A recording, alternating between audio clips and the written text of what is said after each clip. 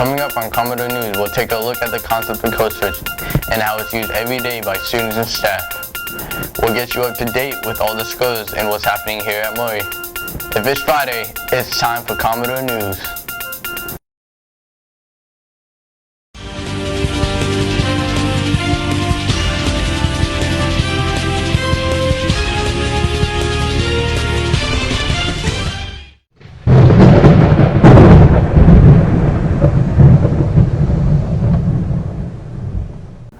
Welcome to Commodore News for Friday, March 17th. I'm Dylan Lim. Yesterday, the boys and girls tennis teams remained undefeated with 9-0 wins against Booker T. In JV baseball, Maury defeated Greenbrier Christian. Now here's Haley Workman in the control room with details about today's upcoming events. Thanks, Dylan. The spring season is underway and getting busier. Today, the JV and varsity baseball teams played Churchland, and JV plays at Churchland while varsity plays at home. Game time is 4:00 p.m. The softball team also hosts the Truckers here at Maury at 4 p.m. On Saturday, the boys and girls track teams take the Eastern District schools at Norcom. Races begin at 9:00 a.m. On Monday, the boys and girls tennis teams travel to Portsmouth to take on the Wilson Presidents. Matches begin at 3:30. Finally, the softball team hosts Gloucester here at Maury. Game time is 5:00 p.m.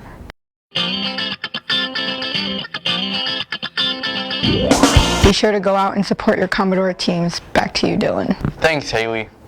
Like it or not, we all code switch, which is a term for changing your language from one setting to another. Commodore News correspondent Xavier Pay explores how it works here at Maury.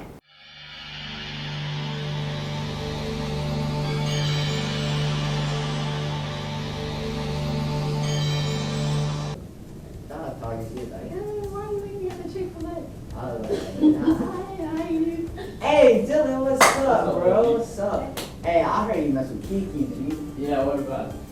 Man, you smashed yet? Yeah, I'm gonna call it good, so she ain't hold my time. Dang, bro. I didn't know you got like that. You gotta show me your ways, man. What are you guys talking about? Stay out of my business, Joe. That is not how you talk in the classroom. I don't care. Both of you, 205. Now. What you just saw is the failure to code switch. Code switching and proper behavior are two things needed everywhere, especially in the classroom. Those who are more capable of code switching between being a rowdy student and a polite one can, 1, avoid getting in trouble, 2, avoid a severe punishment when in trouble, and 3, have a better chance of being successful in life. Now we will show a scene where code switching and proper behavior are exercised. So yeah, why you leaving on the Chick-fil-A? You got no Chick-fil-A. Hey, Dylan, what's up? What's up, baby? Hey, man, I heard you mess with Kiki. Yeah, what about it? Hey, you smashed yet, though? Yeah, I'm gonna call it quit. She ain't with my time. Dang, bro, I didn't know you got it like that, man. You gotta show me your ways, man. You gotta show me your ways. What are you guys talking about? Nothing, sir. You know, just after school talk. Yeah, nothing special. Okay. Pushing in All right, well, as long as we leave after school for after school, then I'll let it slide this time. Yes, sir. People code switch so that they can address different audiences. If you are a professional and you're talking to another professional, you want to speak a certain way. But if you are talking to your peers, then you might change the way you speak. Why do you code switch? Personally, I code switch because I realize that my students would not necessarily be able to respond as if I were speaking to my professors or my coworkers. In my definition, code switching is where you may speak a certain way with a certain group of people, and then with another group you may speak another way. For example, with your friends you may use slang, but with your co-workers or people at professional people or your teachers, you may speak differently, more professional. Perfect. Okay. Do you code switch? I do. I have to.